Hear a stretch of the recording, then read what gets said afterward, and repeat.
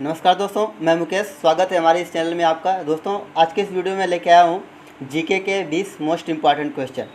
GK के 20 most important question जो कि सभी गवर्नमेंट एग्ज़ाम में बहुत ही काम आएंगे। तो दोस्तों, इससे पहले मैं जो वीडियो बना के अपने चैनल पे डाला हूँ वो करंट अफेयर्स, मतलब कि अप्रैल मंथ के करंट अफेयर्स और हिंदी के कुछ क्वेश्चन हैं। मतलब कि प्रत्येक वीडियो में 20-20 क्वेश्चन दिया हूँ, और भी उसके करंट अफेयर्स और भी जो अप्रैल मंथ के हैं वो भी अभी मेरे मतलब कि बचे हुए हैं, क्योंकि अभी आपका अप्रैल मंथ ख़त्म होने वाला है। लेकिन जबकि मैं के जो अप्रैल मंथ का करंट अफेयर्स जो मैं दिया हूँ वो 1 तारीख से 20 तारीख तक का है। तो अभी आज आपका मतलब कि अप्रैल मंथ बीतने वाला है, तो और भी जो 20 तारीख के आगे के जो करंट अफेयर्स हैं वो भी मैं अगले इसके बाद जो वीडियो बनाऊंगा उसमें बनाऊंगा। लेकिन और जो मतलब कि वीडियो हिंदी के मैं बनाया हूँ उसमें भी 20-20 क्वेश्चन दिया हूँ जो कि बहुत ही इंपॉर्टेंट क्वेश्चन है, उसको भी आप लोग ज़रूर देखिएगा। सो दोस्तों, जो ये वीडियो इसके पहले मैं जो बना के दिया हूँ हिंदी क्वेश्चन के और करंट अफेयर्स के, उसका लिंक मैं अपने इस वीडियो में डिस्क्रिप्शन में दे दूँगा। आप वहाँ से उसको प्ले करके ज़रूर देख लीजिएगा। सो दोस्तों, यहाँ पे लिखा है most important GK question mission all government exam question 2020। ठीक है दोस्तों, तो चलिए वीडियो को स्टार्ट करते हैं। वीडियो को स्टार्ट करने से पहले मेरा आपसे एक रिक्वेस्ट है, अगर अभी आप हमारे चैनल पर नए हैं तो चैनल को सब्सक्राइब जरूर करिए और साथ में बेल आइकन के घंटे जरूर दबाइए, ताकि आपको इसी तरह के वीडियो का नोटिफिकेशन आपको सबसे पहले पहुँचे और आप तुरंत इस तरह के वीडियो को देखें। चलिए वीडियो को स्टार्ट करते हैं। तो यहाँ पे देखिए, मैं मतलब कि यहाँ पे भी वही टाइटल दिया हूँ, most important GK question mission all government exam. ठीक है, मतलब जो इस मतलब कि लॉकडाउन के बाद एग्ज़ाम जो भी होंगे तो उसमें उस एग्ज़ाम को टारगेट करने के लिए, फोकस करने के लिए जो 20-20 क्वेश्चन मैं दे रहा हूँ उसमें यह आपका मतलब कि बहुत ही हेल्पनेस होगा। ठीक है, तो चलिए वीडियो को स्टार्ट करते हैं। देखिए, पहला क्वेश्चन यहाँ पे लिखा है। पहला क्वेश्चन करा कि डॉक्टर सीवी रमन को किस विषय में नोबेल पुरस्कार मिला। डॉक्टर सीवी रमन को किस विषय में नोबेल पुरस्कार मिला। तो पहला है साहित्य, दूसरा है औषधि, तीसरा है भौतिकी, चौथा है रसायन शास्त्र। दोस्तों, हो सकता है मतलब कि अगर आप मतलब पहले से जीके जीएस पढ़ने में अच्छे हैं, पढ़ने में एक्सपर्ट भी हैं, मतलब कि पहले से आपकी तैयारी है, तो आप इसमें से बहुत सारे क्वेश्चन हैं जो आप बता लेंगे और आपको आता भी होगा। ठीक है, तो ज़रूरी नहीं है कि सबको जो चीज़ आता सबको आता हो। तो दोस्तों, इसमें 4 विकल्प हैं और इसका जो राइट आंसर ये है भौतिकी। राइट आंसर इसका है ग। भौतिकी में मतलब कि क्या हुआ, उनको नोबेल पुरस्कार मिला था। किसको? डॉक्टर सीवी रमन को। ठीक है, अब अगला क्वेश्चन नेक्स्ट कह रहा है कि विश्व तंबाकू रोधी दिवस। विश्व तंबाकू रोधी दिवस, तो दिवस में यहाँ पे ये दिवस नहीं रहेगा, ये रहेगा। विश्व तंबाकू रोधी दिवस कब मनाया जाता है? तो कह रहा है पहला ऑप्शन 30 सितंबर, दूसरा कह रहा है 20 अगस्त, और तीसरा कह रहा है 12 जून, और चौथा कह रहा है कि 31 मई। तो दोस्तों, जो विश्व तंबाकू रोधी दिवस ये आपका 31 मई को मनाया जाता है। 31 मई को क्या होता है, ये मनाया जाता है। ठीक है, अब अगला क्वेश्चन हमारा कह रहा है कि राष्ट्रीय रासायनिक प्रयोगशाला NCL कहाँ स्थित है। मतलब कि तीसरा क्वेश्चन है राष्ट्रीय रासायनिक प्रयोगशाला NCL कहाँ स्थित है।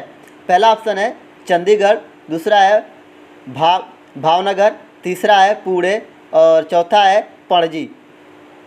तो ये हमारा तीसरा क्वेश्चन है, और तीसरे क्वेश्चन का राइट आंसर पुणे। मतलब कि जो ये रासायनिक राष्ट्रीय प्रयोगशाला NCL जो है ये पुणे में क्या है कि स्थित है। ठीक है, ये पुणे में क्या है कि स्थित है। अब उसके बाद हमारा अगला क्वेश्चन है। अगला क्वेश्चन कह रहा है कि पहला दक्षेस सम्मेलन कहाँ आयोजित किया गया था। पहला दक्षेस सम्मेलन कहाँ आयोजित किया गया था।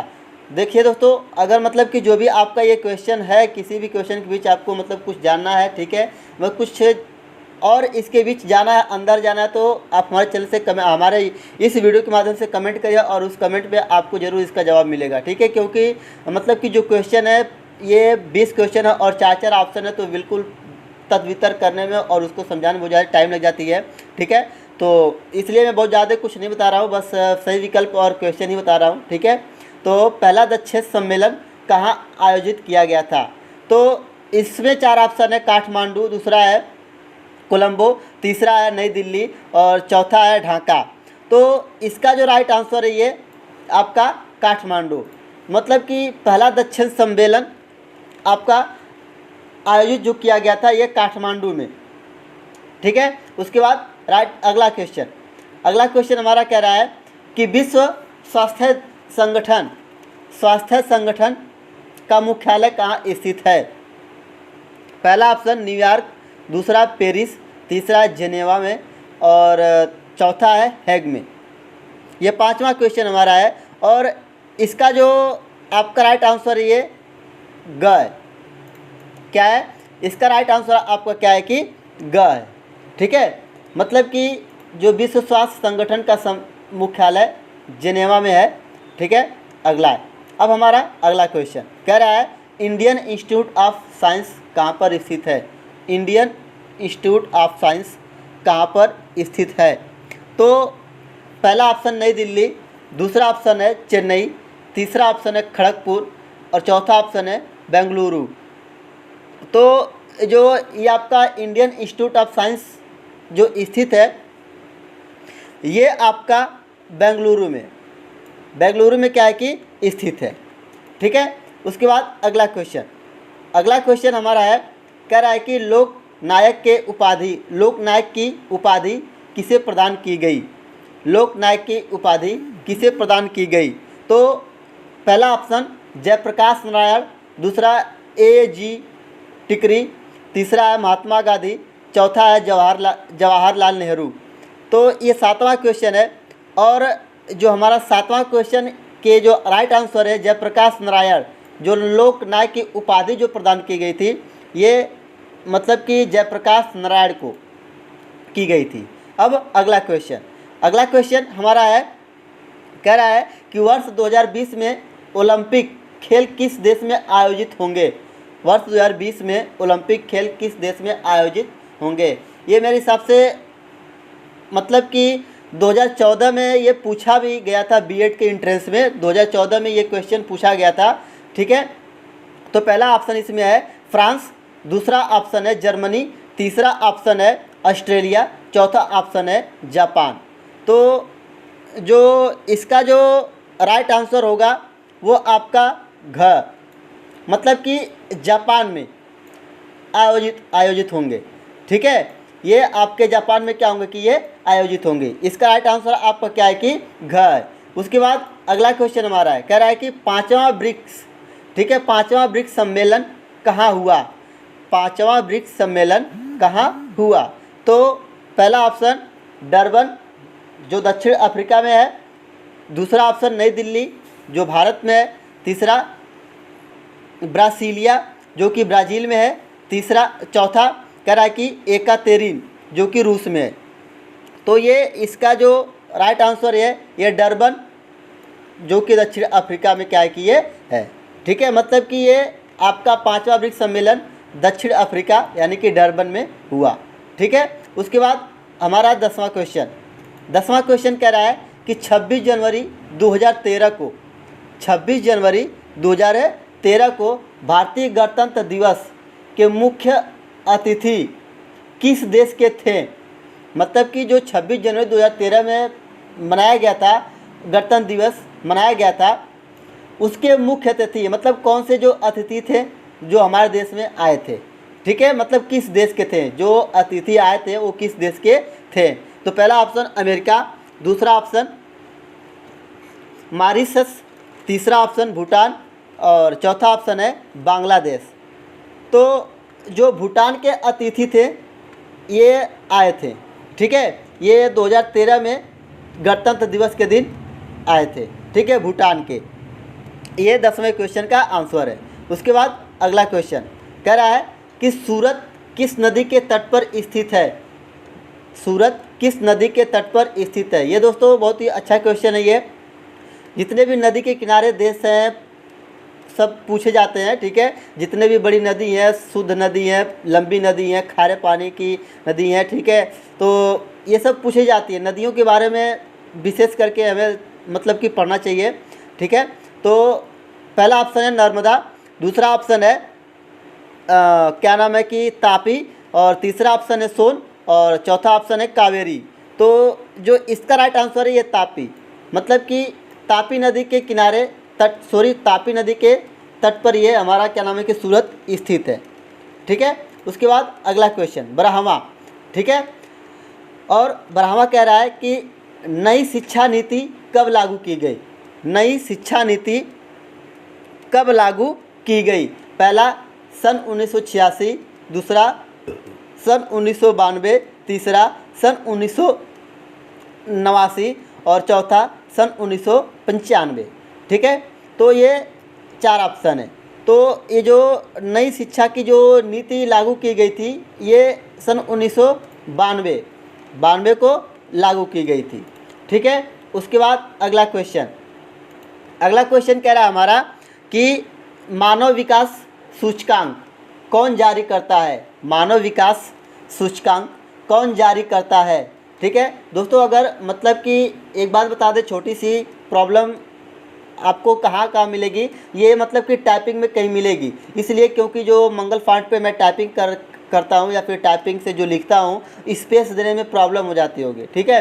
तो उसको आप लोग मैनेज करिएगा, ठीक है। जैसे कि सूचकांक है और भी वह कुछ ऐसे वर्ड है जिसमें आपको मतलब कि गलतियाँ मिलेंगी, त्रुटियाँ मिलेंगी, ठीक है। तो उसको आप लोग मैनेज करिएगा, क्योंकि टाइपिंग करने में प्रॉब्लम आया, मतलब कि इस टाइपिंग करके जैसे स्पेस मारते हैं तो उसमें मतलब कि ये त्रुटि आ जाती है, ठीक है। लिखते समय ये स्पेस करते वक्त क्या होता है कि दिक्कतें हो जाती है, ठीक है। तो कह रहा है कि मानव विकास सूचकांक कौन जारी करता है? पहला WEF, तीसरा UNDP और दूसरा UNDP और तीसरा FAO और चौथा UNCTAD। मतलब कि ये सूचकांक जारी कौन करता है? तो जो 13वां है इसका राइट आंसर भी आपका ख है, UNDP। ये मतलब कि क्या करते हैं कि मानव विकास सूचकांक को जारी करते हैं। और अगला क्वेश्चन कह रहा है कि WHO की स्थापना कब हुई? ठीक है, यहाँ पे देखिए की होगा, WHO की स्थापना कब हुई? ठीक है, तो यहाँ पे पहला कह रहा है 1945 और 1948 और 1994 और 1995। ठीक है, तो ये 14वां है और 14वां जो आपका है ये 1995, जो WHO ये हमारा 1995 को इसकी स्थापना हुई थी। ठीक है, उसके बाद हमारा 15वां क्वेश्चन है।